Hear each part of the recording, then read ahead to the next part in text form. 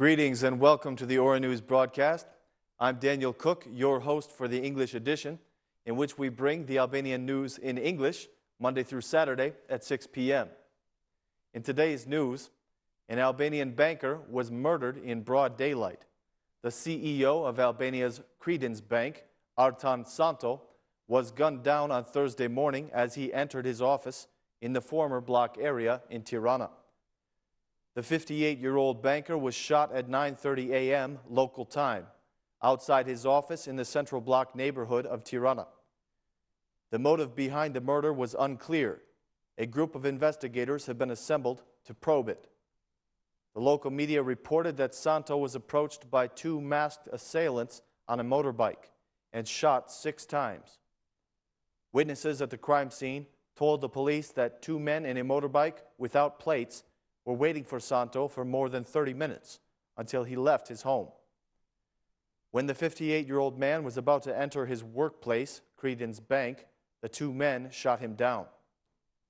Santo tried to save himself by attempting to enter the premises of the bank, but at this moment, the perpetrator shot him 5 times, leaving him dead.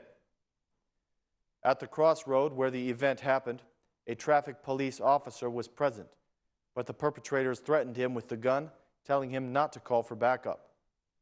After the murder, the perpetrators left the block and headed to the area of the lake, where they were followed by the police. A woman who sells flowers near where the incident took place said that she could not see the perpetrators. "I do not know how many people there were," she said. "They killed him and left him there. People were shocked and hid. After the shooting, people tried to leave the place because they were terrified. He was going to work. He came just yesterday and bought a bouquet of flowers." The state police are searching for the perpetrators using helicopters. The search is focused on the area of Fush Kruja because there are strong suspicions that the perpetrators are from there and are now hidden near the bridge of Gjole. The police have arrested the owner of the motorbike. He said that he had sold the vehicle some days ago and that he did not know anything about it. An investigation has been launched into this serious event. There are suspicions that a professional killer murdered Santo because there are no cartridges left behind at the crime scene. The bullets in the body of the victim are the only proof that the police have to go on. This is the most serious event that has happened recently in Albania, and the crime happened in the middle of the day in the center of Tirana. Santo was the co-founder and executive director of Credibank, one of Albania's largest private banking institutions. He had formerly served as the executive director of the state-owned Saving Bank of Albania and was a shareholder in 2 media companies, Focus Group and TV Scan. Focus Group is the publisher of the daily Gazeta Shqiptare and owns the 24-hour news broadcaster News 24. TV Scan is a business news station. The police are offering a €100,000 reward for any information leading to an arrest.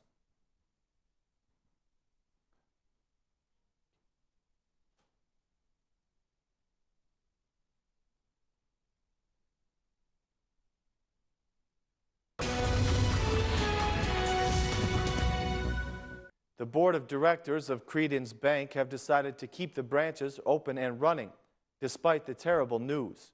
The board of directors of Credibank expressed shock about the serious event in which the bank executive director, Anton Santo, was killed. The board notified that the bank will continue its normal activity in all of its branches. "We are deeply affected by the serious event in which the executive director of Credibank, Mr. Anton Santo, was killed. We find the strength to express our sincere condolences to the family and to our collaborators," they said.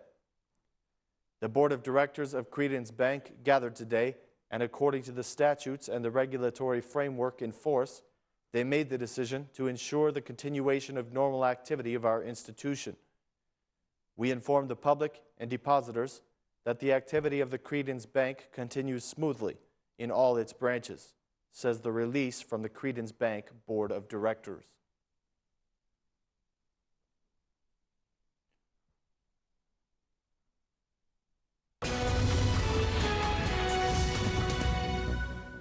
President of the Republic of Albania, Bujar Nishani, expressed shock about the recent murder of the businessman Anton Santo.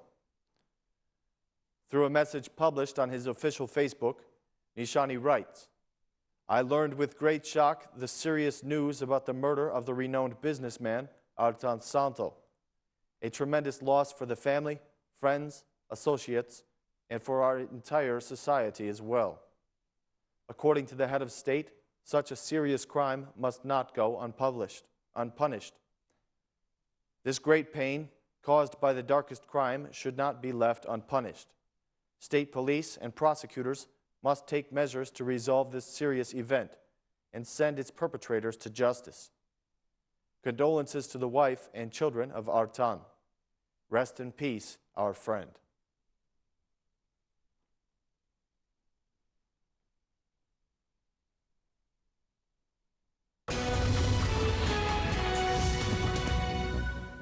Dozens of personalities have expressed their condolences for the killing of Anton Santo. Unanimously, they have demanded that the perpetrators be brought to justice. The tragic killing of Anton Santo sorrowed and shocked the social opinion, the political arena, the media, and businessmen in the country, since Anton Santo was known as a businessman and a successful banker in and out of Albania. After the news, many figures of high political levels in the country have reacted strongly. They unanimously condemn the crime that took his life and call on the police to apprehend the perpetrators immediately. Business Albania has expressed its condolences for Anton Santo. Business Albania considers it a profound loss for the entrepreneurship class and expressed its solidarity with the family. They also called on the state police to capture the perpetrators. The socialist MP, Ben Blushi, has expressed his condolences from the podium of the assembly. He called the killing a blow to the banking and financial system. Bluji urged the government to do everything for the capture of the perpetrators and to take the banking system under their protection. Blushi said, "I am shocked by the murder of the businessman Anton Santo. Our banking and financial system has been hit. The government should do everything possible to apprehend the perpetrators. I express my condolences to the family members, to the children, to his wife, to his friends and colleagues. The perpetrators should be punished," said Blushi. The Democratic Party released this statement in reaction to the murder. "Crime kills in the middle of the day, in the middle of Tirana. No one is safe in this country." In a press conference, the MP of the Democratic Party, Arben Ristani, said, "This mafia execution proves that crime has reached such a level of organization and courage that they can take the life of such a personality, a prominent businessman." Through a message on the social network Facebook, Prime Minister Edi Rama wrote, "They brutally killed a friend of ours who loved life and people. Whoever helps the police will receive 100,000 euros, said Prime Minister Rama in the message. While expressing his condolence to the family members and friends, the former Albanian Prime Minister, Sali Berisha, criticized the government for what he said was a total absence of law and order. "I strongly condemn this ugly act, which is a proof that law and order does not exist, or it is being controlled by criminals and the mafia," Berisha said. Lulzim Basha also expressed his feelings on the murder. "There is pain and shock beyond words for the cruel murder of Anton Santo. This unprecedented crime by the mafia is a great alarm for all citizens. My condolences and sympathy to his family and many friends," said Basha. Even the head of the assembly, Ilir Meta, has joined the political personalities who expressed their grief about the murder of the businessman and banker, Anton Santo. While condemning the barbaric murder, Meta sought the punishment of the perpetrators. "We condemn the barbaric killing of Anton Santo. He was a renowned personality of the banking system. The authors must be punished," stated the president of the assembly. The Minister of Finance, Shkelqim Çani, has expressed his condolences as well. Çani writes, "I lost a good friend. Santo's murder is a mafia-style criminal act. He did not deserve this. My condolences to the family of Anton Santo," wrote Çani. The Bank of Albania released a statement as well. "With deep sadness, we received the news of the death of Mr. Anton Santo, the CEO of Credibank. Condemning this ugly criminal act in these painful moments, we express our sincere condolences to the family, relatives, and friends of Mr. Santo."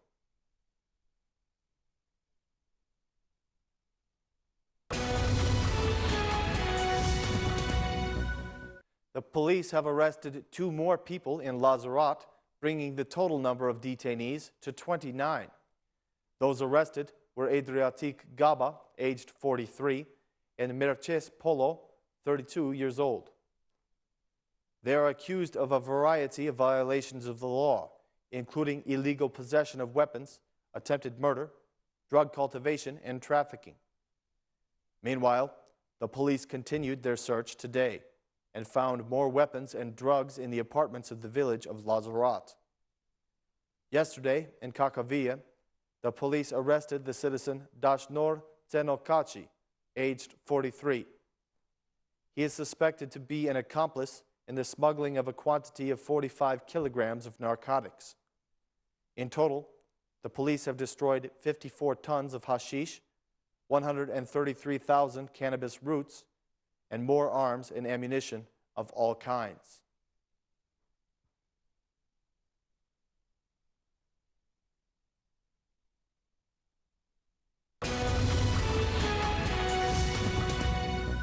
Today's session of the Parliamentary Assembly was boycotted by the Democratic Party.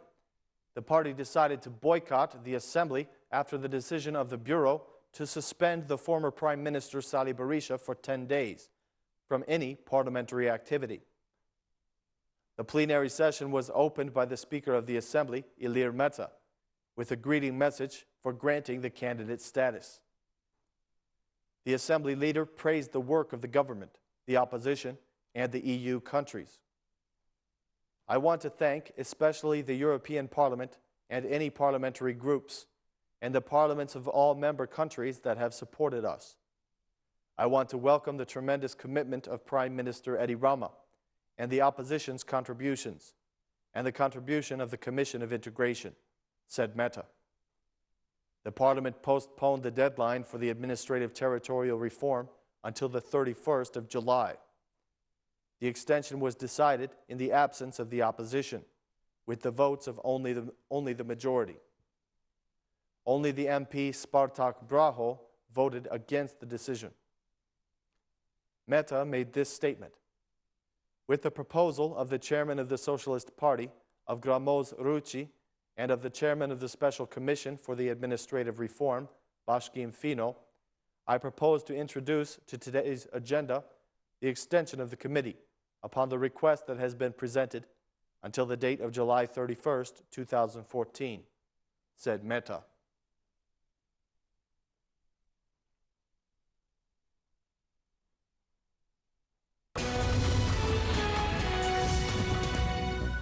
The ambassador of Spain to Tirana has finished his mandate in Albania after 3 years of working here. The ambassador, Rafael Tormo Perez, has organized a reception with the high personalities of the country and the diplomats and authorities with whom he has collaborated. The Spanish ambassador said that since the beginning of the job, his collaborators are the ones who have done great work in this mission. He said that he will leave the country with good news for Albania, the granting of the candidate status by the European Council. A number of symbolic presents were given to the ambassador by his staff.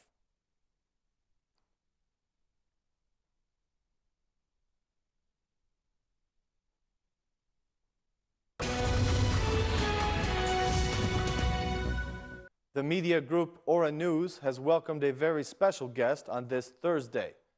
The most well-known businessman in Israel, Fer Nimrod, the chief executive of the company, the Israel Land Development, visited Ora News in order to become acquainted with the investments and the environments of the information network.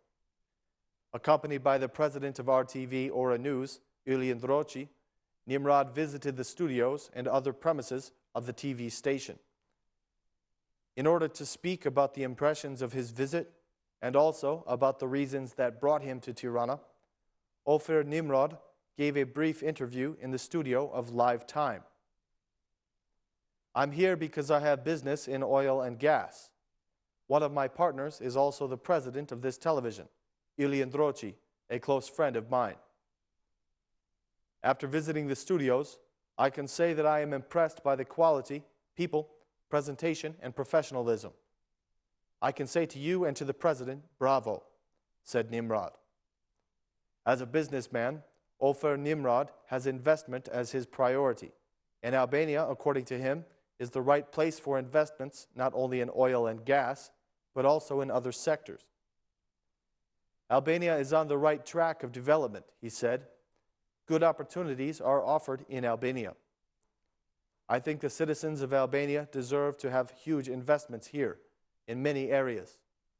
I am now interested in investment in agriculture, but I am looking into other opportunities as well, he said further. Mr. Nimrod had this to say about Ora News. I asked for Mr. Ndroci's partnership in this TV.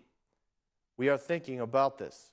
With the increasing investments, the media network Ora News has become a stopover point for dignitaries in and outside of the country, said Mr. Nimrod.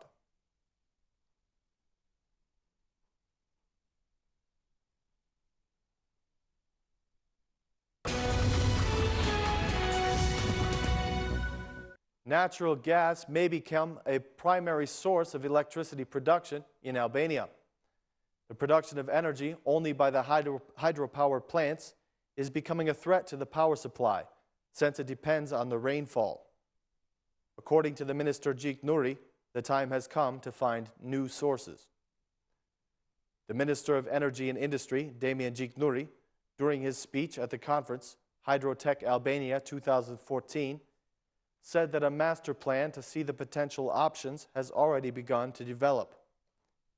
He said, Albania is a country with 100% of energy production coming from hydro sources, a fact that could be good, but at the same time is threatening to those cases when there are poor weather conditions and drought periods. If you ask me which is the best way for the country, I would say that it is the diversification of the resources. Perhaps this is not the word that you want to hear, but the country needs to diversify the energy sources.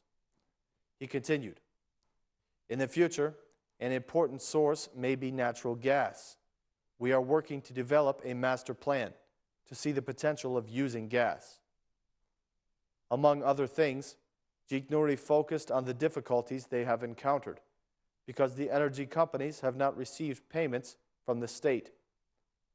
Some of the reforms that we are working on are new energy laws, the laws that will change the market model, he said, and will address some of the problems of the investors in this sector. I know that some of the operations that are present here suffer from the lack of payments, and we are taking all the appropriate actions to make the sector more liquid. Gjik Nuri said that they are cooperating with Kosovo to take advantage of the fact that they have large coal reserves.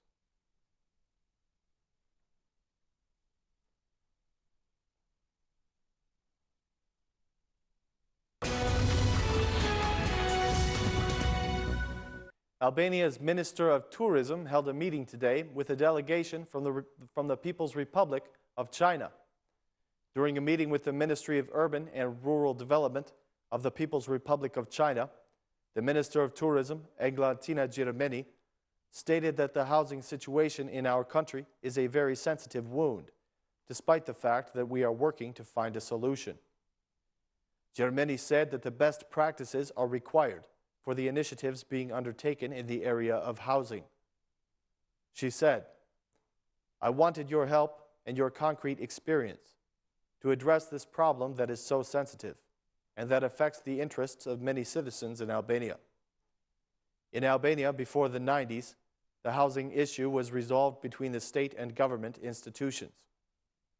Over the years, this issue has become more sensitive for many citizens because they are unable to afford housing or to have a proper shelter, especially the specific groups that are in need and the poor, said Germany.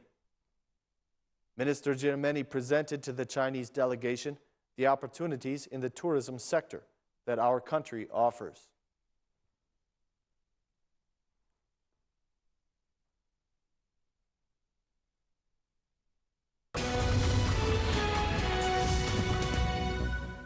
The Republic of Kosovo has joined the ranks of the regional organization known as MARI.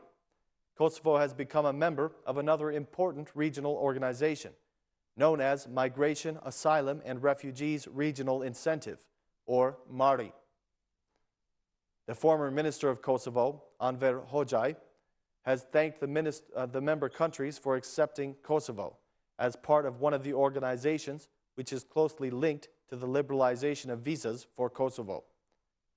According to Hoxha, after Kosovo was accepted in the Venice Commission, in the SEECP, and in MARI, June is a multilateral month for Kosovo as far as the accession to organizations is concerned. Hoxha says that this was an objective met by the Ministry of Foreign Affairs, which was set at the start of the year. He said, "I'd like to confirm the fact that Kosovo has become a full member of MARI. This organization is influential in Southeastern Europe, and it's also important for the process of the liberalization of visas. Citizens and the state of Kosovo will see concrete benefits from our accession to this organization." After the accession of Kosovo in MARI, SEECP, and Venice Commission, I say that June has been a multilateral month. Through these accessions, we expand the sovereignty of Kosovo. We strengthen it in a multilateral point of view, and the state will have many benefits in different domains, said Hoxha.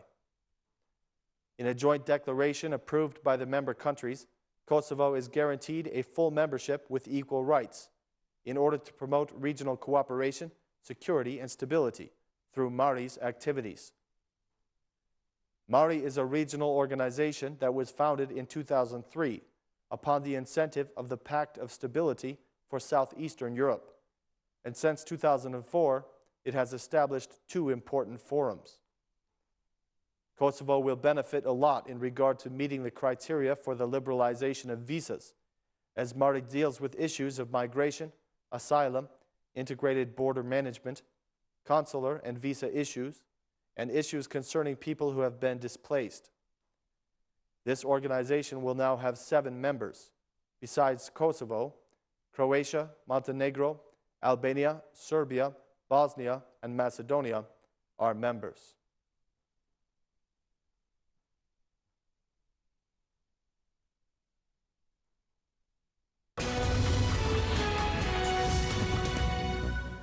The political battle continues in Kosovo over which group will get to form the new government.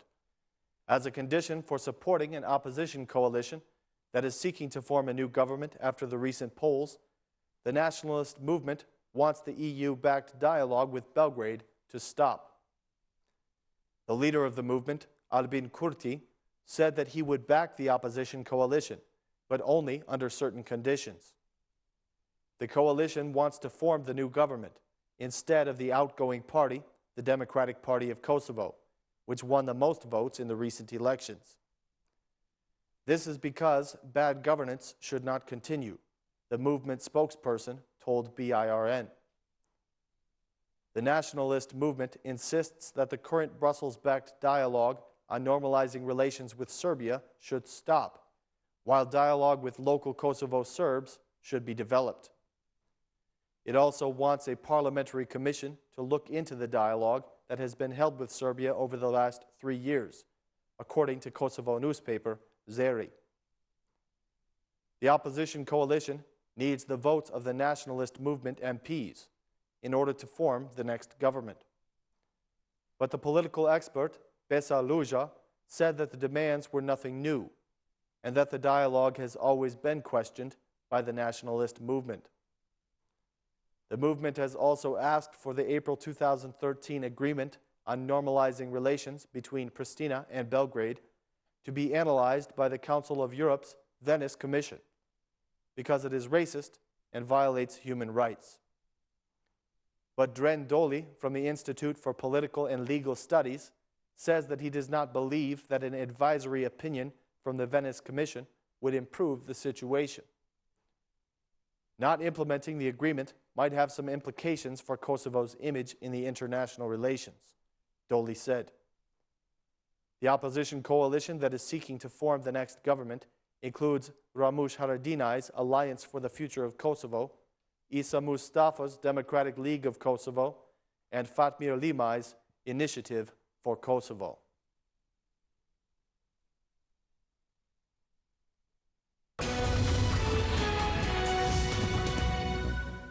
Ladies and gentlemen, that is all the news for this evening.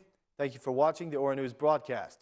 Please join us again tomorrow at 6 for more Albanian news in English. Thank you and good night.